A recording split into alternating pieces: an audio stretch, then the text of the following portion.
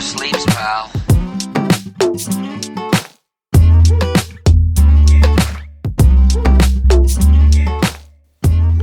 Hey there, welcome to Money Never Sleeps, a podcast that looks inside the head of entrepreneurs and at what makes them do what they do. I'm Pete Townsend, your co-host of Money Never Sleeps, along with Owen Fitzgerald. This episode of Money Never Sleeps is kindly sponsored by Ireland's fintech and financial services recruitment specialist, Top Tier Recruitment. If you or a colleague need help attracting or retaining great talent for your fintech or financial services company, it is highly advisable that you build a relationship with the team at Top Tier Recruitment. You can find them at toptierrecruitment.com and tell them we sent you. In this episode, I talked to Dermot Walsh, CEO at Each&Other, a Dublin-based strategic design firm delivering game-changing, high-value business outcomes in a digital world. Dermot has a unique background as well as foreground, as on top of leading Each&Other, he's also an experienced guy behind the mic that we'll get into a bit more on this episode. So kick back, walk on, or drive safely, or whatever it is you're doing right now, and listen in to Dermot Walsh on this week's episode of Money Never Sleeps. Money never sleeps, pal. Here we go again. Welcome to Money Never Sleeps. I'm Pete Townsend, and we're on today with Dermot Walsh, CEO of Each&Other, a Dublin-based strategic design firm dedicated to helping organizations grow online revenue by designing and building compelling digital customer experiences. Welcome to the show, Dermot. I'm delighted to be here, Pete. How are you? Excellent, thanks. So, Dermot, we're connected by Peter Keane, who's an active listener, and also one of your crew at Each&Other. He and I worked together his brother and I worked together a few years ago. Okay. And we connected probably about 6 or 8 months ago. And then, but this is obviously the first time we've met. So just for our listeners and for me, can you maybe just step us through your backstory and how you got to this point? Sure. Well, I'll try and draw some parallels as to lessons I've learned along the way in my backstory. So at the age of 18, I had aspirations to be an accountant. And I was doing what were my A-levels in the north. I'm from the north, as you can tell from my accent. Didn't get enough A-levels to become an accountant. Went back to repeat my A-levels. I was atrocious at maths, so what made me ever think I was going to be an accountant, I still don't know to this day. But during that year, an opportunity came up to join a company for what was pitched as a management trainee. So that year, I arrived on Holy Thursday, in what was probably my third ever shirt and tie, the first two being First Communion and Confirmation. Went in, and within minutes I was on the factory floor, staining furniture. So what it turned out was the management trainee program was basically a way of getting a grant. Wow. So I left work that day with a new white shirt completely covered in furniture stain. No bad thing. But I did work in the factory floor for a period of time. I, over a short period of time, expressed an interest in getting into sales, and I've been in sales ever since. If I'm really honest, the reason I wanted into sales was because I wanted a company car, and I couldn't afford a car. I thought that's going to be the best way and the easiest way to get a car, and I did go into sales. The company at the time was into manufacturing schools furniture and office furniture, and it was a great learning there. And one of the learns which I hold to this day, particularly in sales, and I'm passionate about sales, and I'm passionate about sales as a profession, was I was selling to, it was a company in the north called Ulster Carpets. And along the way, I asked the sales manager there, who was a very successful sales guy at that time, what makes a good salesperson? And he told me a very brief story, which was his father was the first Mazda dealer in the north of Ireland, and he was a trainee sales guy. And a big, gruff farmer came in one day and said, I'm interested in a car. And he said, well, Mazdas at that stage in the mid-60s were the first of the sort of Japanese cars coming in. He says, this car can do 100 miles per hour. This car has electric windows. This car has radio, etc., etc. No matter how much the farmer tried to interject, he kept listing features of the car. And the farmer used a number of expletives and just said, this is for my 92-year-old mother, what I be wanting with a car like that, and walked out. And he cited that as an example to me of you should be always asking what is somebody's intention if they're out to purchase something or looking for something. And that is held dearly with me to this day. It's a very simple example, but it's held dearly with me to this day. After about 3 years, and ironically, I had been offered a position in university to attend an IT course And I thought, I hate IT. I want nothing to do with computers, which is ironic where most of my careers ended up. But I got offered a position with what was then Nixdorf Computer, now part of the Siemens Group. I had no interest in it, but a friend of mine at the time, so it was maybe 2021, said, it'll be in fantastic grounding in selling, given the company. It's a great career to get into IT, and you'll probably earn more money. On the latter, he was completely right. My salary when I joined that company was 3 times what it was on prior to that, which was a lot of money back in those days. Yeah. And I remember vividly, and again, this has stuck with me to this day, I remember vividly my first major pitch, and I was petrified. I really was petrified. And it was around the time, I guess it was before your time, Pete, and the time of most of the listeners, where most computer systems were proprietary. So by companies like DEC and Wang and Nixdorf and IBM. And there was a big move on this area called Unix or open systems. A lot of companies were very afraid of that. And I remember trying to think of how can one impart a message of, look, change is going to happen. And I came up across a quote, I was maybe 21, 22 at the time, by John F. Kennedy, which is change is the law of life. Those who live in the past or the present are certain to miss the future. And I put that into my deck.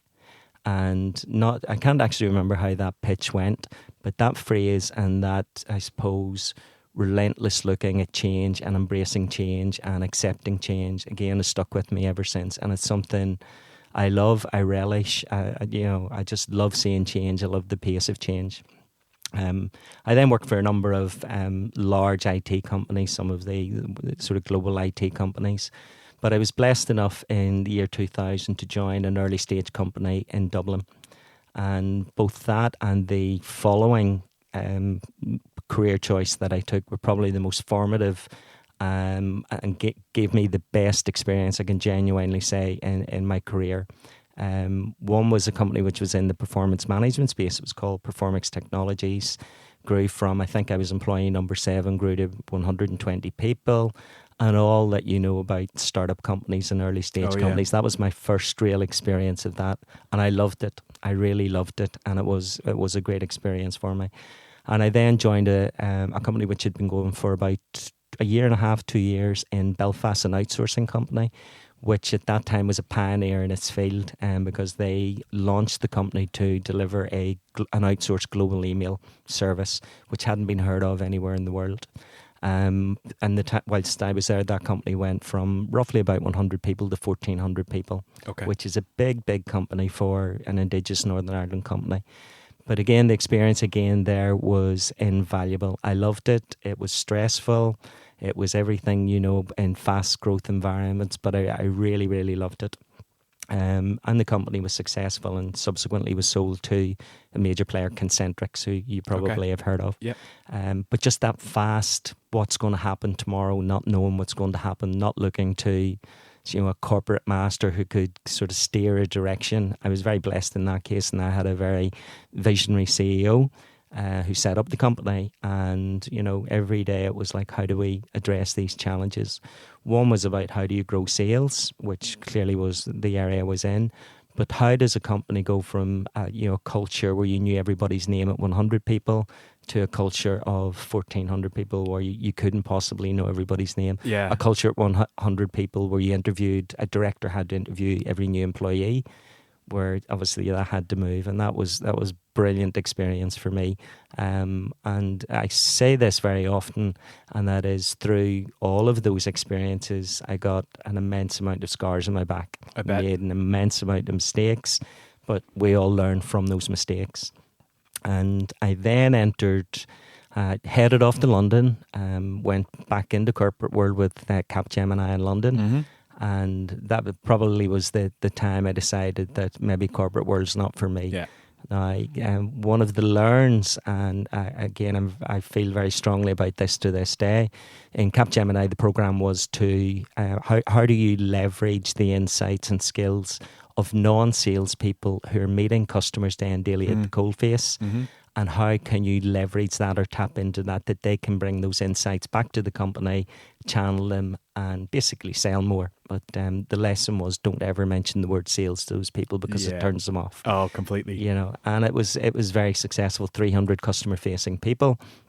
And in a 6-month period alone, the impact on the bottom line was 8 million. Wow. So, but the key lesson there were 2 lessons there really. One was everybody has a role to play in sales, is the first thing, if it's properly channeled. But the second thing is, don't use the word sales, because it's a turn off the customer facing people and project managers and technical people. But if they think they're bringing insights, that's an incredible power which can be harnessed. Yeah, used to call it factual selling. Factual selling. Yes, I've never heard that. yes, That's great. yes. Yeah. I made that up. That's why. Oh, you mean? Oh, right. Okay. Okay. And then after that, and I was getting to an age where I always wondered and always had an aspiration to set up my own business. So it was coming to the point, it was nearly 40. I thought, if I don't do it now, I'll never do it, was the first thing. And secondly, I thought, there's a whole system out there, an ecosystem out there of, startups, early stage companies, VCs, that whole ecosystem that I, was somewhat aware of in the early 2000s, but it passed me by. Yeah. And I thought the best way to get into that, hopefully that either could set up a business of my own or get involved in the business, or for what little money I had, invest in a business, was to consult into that sort of early stage environment. So I set it out originally. I set up my own company, Focus XP, and the focus is self-explanatory, XP standing for experience. The reason was that I would, touch those sorts of companies, initially believing I would deliver sales training. However, what more by accident in the design ended up happening was I did a significant number of interim management roles.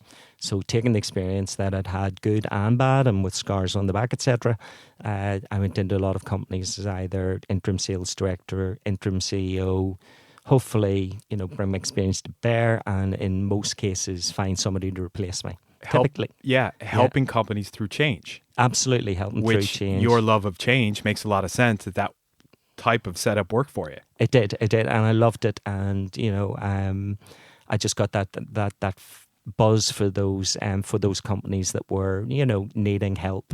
And one of the observations I had through that, and I see this day and daily, I came across and helped a lot of companies who have great ideas, and I'm sure you'll have seen this yourself, Pete.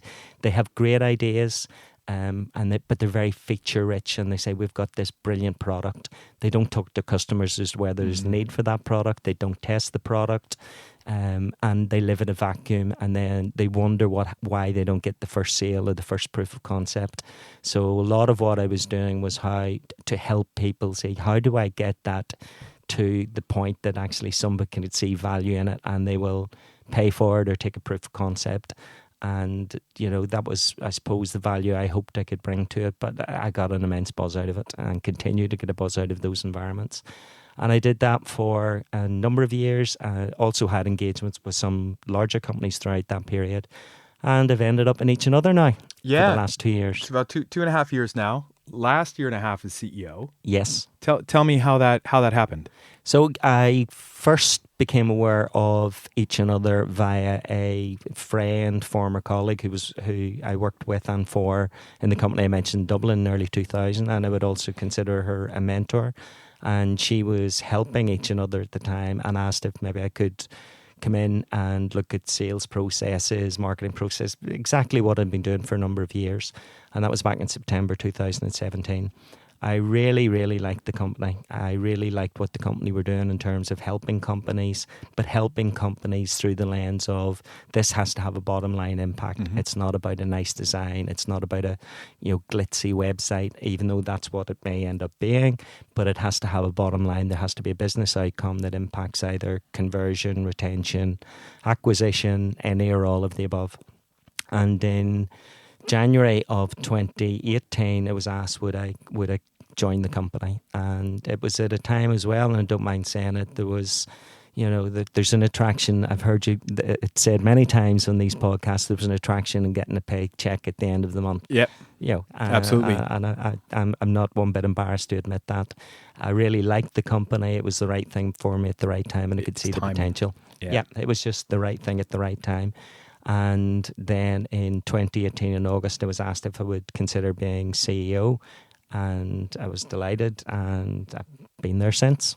That's brilliant. That's brilliant. And I think I've developed a real appreciation for what you guys do just over the last probably year or so, right? Where I'm getting closer and closer to companies and understanding their online presence and where they are, right? And saying that, okay, you're a new business, or you're a business without huge brand recognition, not each another, but perhaps one of your clients, or, and I know that you're doing business with big corporates as well, but just looking at this from a startup perspective, Dermot, and seeing how companies will go on to, say, Twitter or LinkedIn or some other social media outpost, say Instagram, and they'll start shouting from the rooftops and say, we're here, we're here, we're here.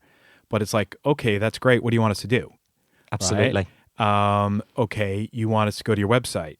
Okay, great. We go to your website. But then what do we do when we get there? Well, a little thing pops up at the bottom that says, sign up for the newsletter. Okay, great. You sign up for the newsletter.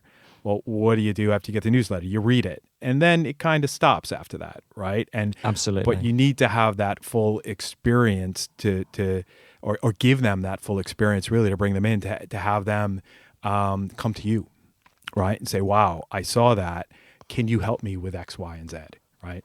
Correct. And what a dynamic that certainly we, and it's not unusual to each and other, see in the market, that end users, be they business end users or consumers, are becoming increasingly discerning and very rapidly more discerning. So they have high expectations with regard to user experience or customer experience. And at the risk of being contentious, most companies who are providing those services via websites or apps are somewhat behind that. So when I go onto a website, I will think, sometimes consciously, sometimes subconsciously, that I had a great experience on Amazon last night, for example, or Netflix, or Revolut, whatever it might be. And yet then I'll go on to an online shopping store. I might go on to apply for a mortgage, etc. And if that experience is less than what I have understood to be the standard across multiple sectors, I'll be disappointed. Yep. And that happens in so many companies. You will visit their website, and many bright people in dark rooms have said, this is what customers need. And very often they don't know that. They haven't asked, they haven't tested the proposition pre-launch, they haven't tested the proposition post-launch. And equally importantly, if not more importantly, they don't test it on an iterative basis. So the market is moving so fast. What got you to today will probably not keep you here for the next 2, 3, 4, 5 months. Absolutely. I call it the 2-finger rule, right? So both for whiskey as well as for apps, right? And saying that if you're on your mobile on somebody's website, not their app, but even their website, you have to use 2 fingers on one hand to do something with, either to scroll or to zoom or to move a map or do something, I lose interest. Right? Correct. Exactly. Don't want to have to do that. That is just poor user experience when you're using 2 fingers. Correct. And it's one of those things. People are looking for their online experiences to be easier or more pleasurable, or both. And that's the essence of user experience. And making something easy and pleasurable is difficult. So I suppose that's where an each and other come in. How do you make something that it can be a complex journey, it can be a complex transaction. It could be, for example, applying for a mortgage. It could be trying to buy a high-ticket item, but making that process and those journeys easy and enjoyable, I suppose, is the holy grail. And, for us, it's a great opportunity because, unfortunately, as I've said, many companies have preconceived notions of what those journeys should be and what the consumers are expecting. And the consumer is right out there and way ahead. He knows what he wants exactly to the points that you raised. Well, he's using his iPhone or his smartphone every day. Yeah, and it's subconscious sometimes. Correct. Right? And correct. It's like, you get onto a website and you don't even think about why you're shutting it down, but you're just shutting it down just because you lost interest. Correct. Right? So there's a way to keep people's interest and to get them engaged. I know this has only been a year plus for you as CEO, but over the course of the last year, was there a certain point in time where you're like, okay, this is working? I'm going to be able to lead this team into really incredible things. Yes, there was. like any business, we have our challenges, challenges in terms of, pipeline, and thankfully our pipeline is very strong, but you can have a load of opportunities coming at one time in delivery, and we're a people-centric business. So, how do you manage those? How do you manage the costs? How do you manage the cash flow? Over the past number of years, even though I'd heard it through my sort of early 15, 20 years in business, cash flow is king. And I thought, yes, I know what that means. When you're actually looking at it day in, day out, either because it's your own business or you're leading a business, you get to know what cash flow means. Mm-hmm. So, but there was a point where we looked at the business. We tried to figure out what's working, what's not working, what could we improve, how do we keep, the team, how do we keep them motivated, incented, excited about the work that they do. And I would say probably in February of this year, it was like, this is right. And that is no discredit to my colleagues, because the business has been going for 20 years. So the people whose hearts and passions got the business to where it is. But you get to a certain point in growth where you need to relook at the business, you need to relook at the market, and you need to look at your propositions, those sorts of things. So I would say about February of this year, it was, okay, this. I'm comfortable that I can lead this, and I'm comfortable in my understanding of the business. And it is challenging, like any other business. Please don't let me sugarcoat it. The market can be tough at times. We're seeing concerns around Brexit, which don't really affect our business, but they are impacting decision cycles, and periodically can impact decision cycles. So we have to be cognizant of those things as well, and the impact they have in the business. But look, it's I would say this. It's a delightful business. The people in the business are very passionate about what they do. They're experts in what they do. I'm not from a user experience or a design background, so I have to try and understand what, and I completely trust what the guys experience. But we have to probe as well. We have to test. And we have to work hard at making sure we're looking through at every engagement through the lens of the customer. Okay. One of the things I often say, and I've said it for many, many years, is, I say this phrase sometimes to the annoyance of my colleagues, if I have to be honest. So what? Yeah. So what? So what? It's not a derogatory question. It's not a confrontational question. But sometimes we hear, well, we're great at this and we're great at that, and this is our approach. So what? Yeah. What does that mean for the person you're trying to deliver a solution to, or trying to sell a solution to? So that so what question, which can get dumbed down to think through their eyes and what are they trying to achieve and what's in it for them. But it's the same thing. So what? And it's across all markets. On last week's episode, we had Lambert Despau, who is a partner at a distributed ledger technology themed venture capital fund. And we were just talking about the size of the market as being an important, really important critical factor in terms of investing in startups. And there's a big one out there right now that says the digital asset marketplace will be 24 trillion by the year 2027. Wow. Right? I don't even need to explain what a digital asset is. People's eyes just light up, but mine don't. Right? I think, okay, 24 trillion, so what?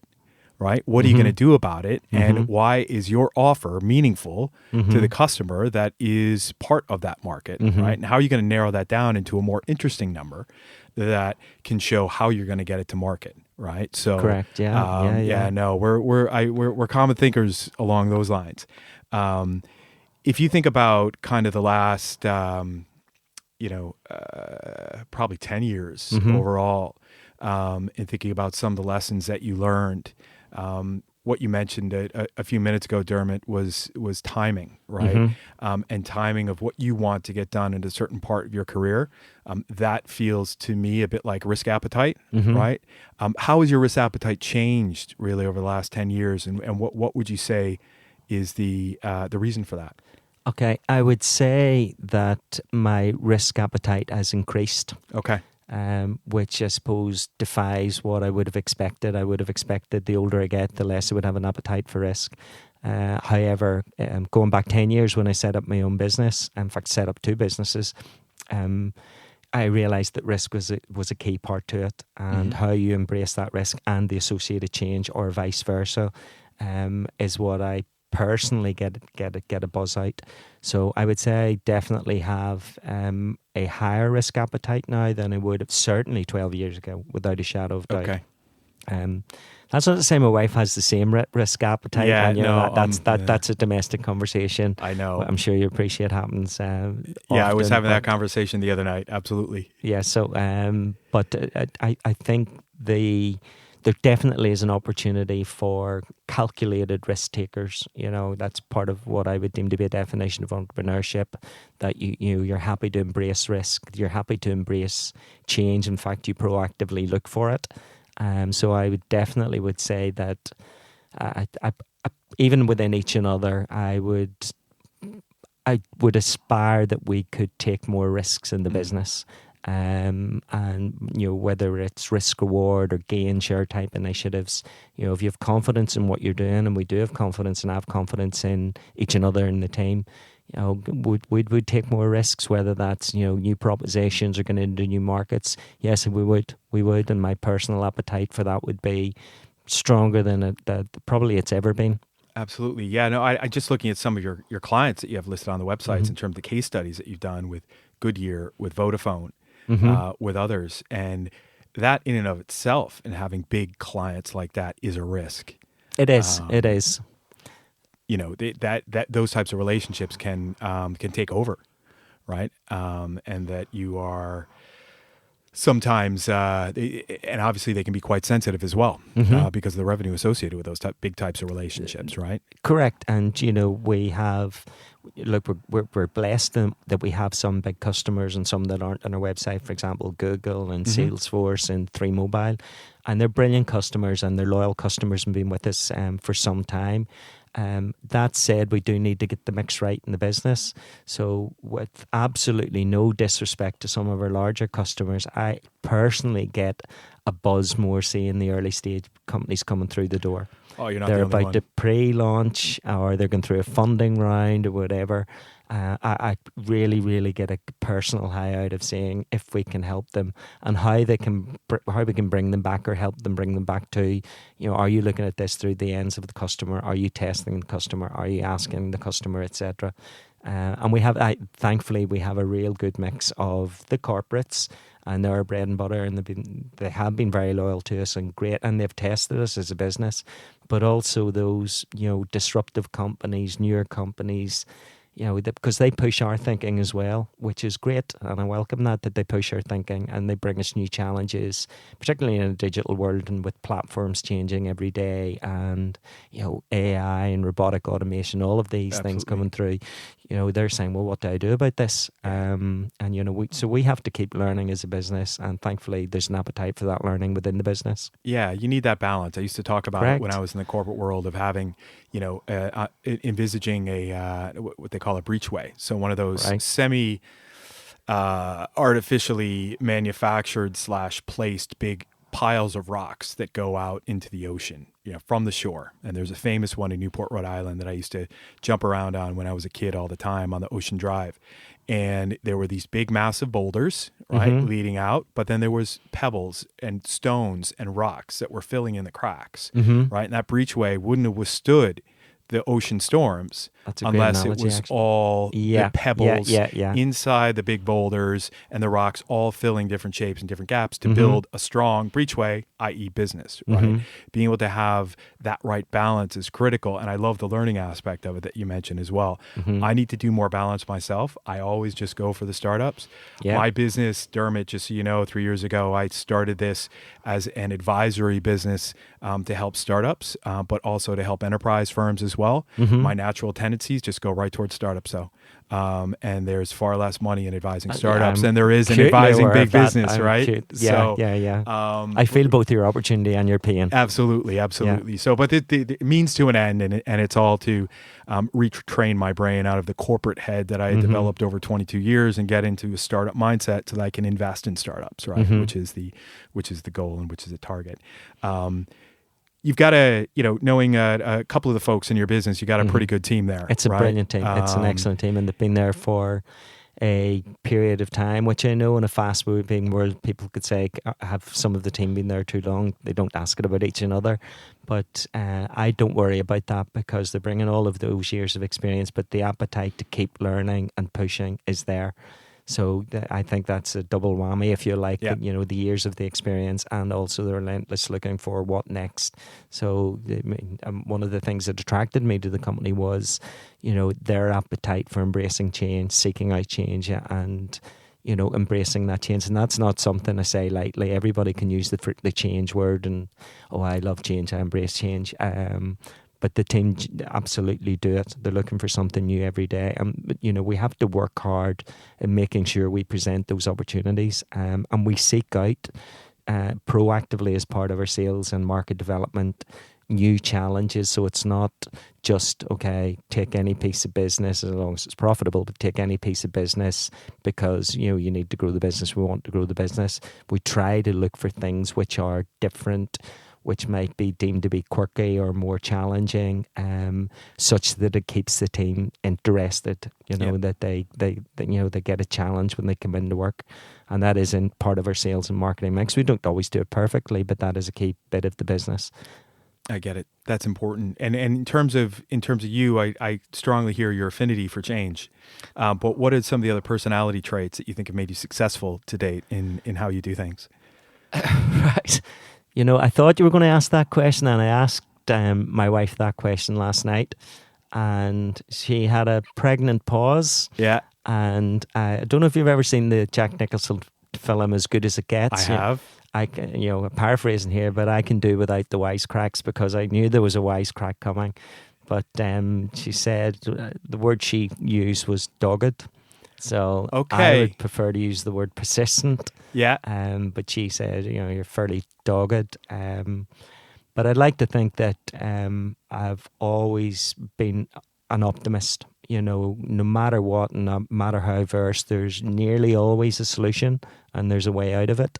And the second thing is, you know, going right back to even the example that I gave you at the top of the show, going back to that example of try and see things through the eyes of the person that you're trying to sell to or his customer, which sounds so cliched and so much common sense.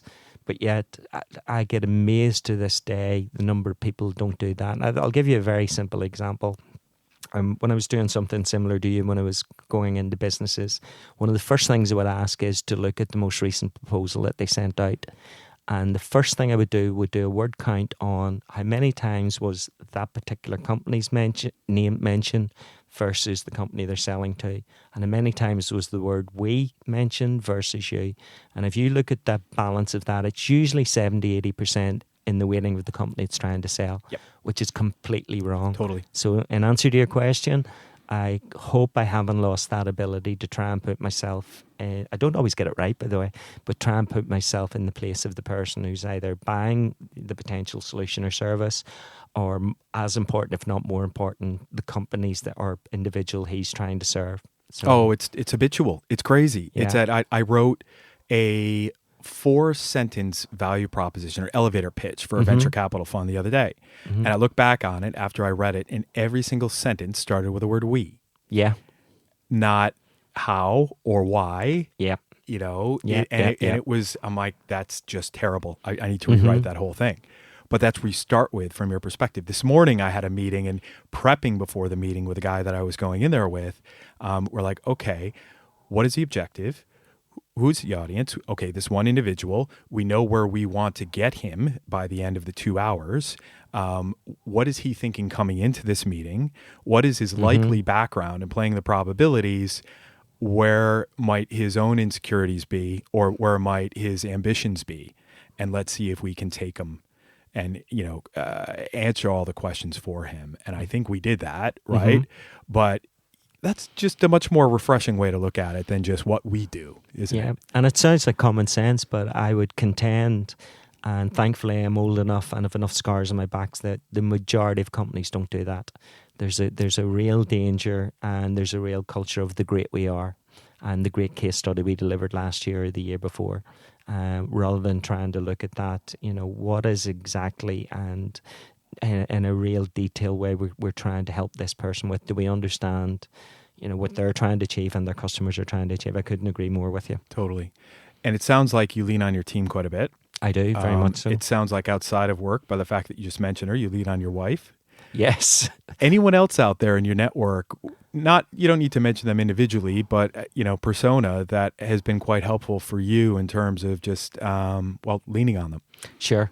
I'll not mention them individually, but there are at least 4 people that, whether you want to call them mentors or friends, and they're all friends, I constantly go back to. One was I mentioned a visionary CEO. Others are people that I've worked with or for through the years, and there's a cohort of about 4 people, and I try to meet them every 3-4 months. And, I have my insecurities like everybody else and my challenges. And I go and say, look, I've got this situation in work. I've got this, opportunity in work. I'm trying to achieve this in the next 1 to 2 years. And I do ask for their advice. And I'm very happy to take the advice. And thankfully, I would hope I'm not so arrogant that I think I have all the answers. I don't for 1 second. So there is a cohort of 3-4 people I meet regularly, make a point of meeting regularly, and they've been just so kind in the giving of their time and their advice, and to me that's invaluable. That's more than any 100 books you can read, and that's not being disrespectful to business books or anything else, but when you can have a one-on-one conversation with an individual and say, have you seen this before, have you experienced this, can you give me advice, and they give it so willingly and so with so much expert detail behind it. Incredible. I know it. And just having that wisdom at your disposal is just so critically valuable. I have one of those meetings coming up, hopefully this week, with a wise sage who I just met last year around this time. We've tried to be helpful to each other. And I do expect to be going into that conversation asking for a bit of advice on a couple of things. You just know. And it's a different context to some of these conversations where it's, hey, everyone's always on the upbeat. Everyone's always optimistic that, listen, sales are going through the roof and we're hitting all the targets and everything going incredibly well. But it's just refreshing to be able to take a step back. It is. And I find that, I'm a big believer in relationship selling. I'm a big believer in face-to-face relationships. But those individuals and people from my wider network, if you go out and say, look, I'm looking for a contact, or I'm looking for some insight to a sector, or I'm looking for an introduction, you'll find they'll do it, and they'll do it willingly, and they're very happy to do so. And again, you can't buy that in marketing dollars terms. You can't buy that sort of influence. Absolutely. I'm hearing a lot from you, Dermot, in terms of optimism, persistence, probably some natural curiosity for details, some natural challenging to try to get the best out of people. What would be something that people wouldn't expect to know about you? Very few people would know that I'm a weekend DJ on a local community radio station, word.Â. That's right. So I've been doing that for 3 years now.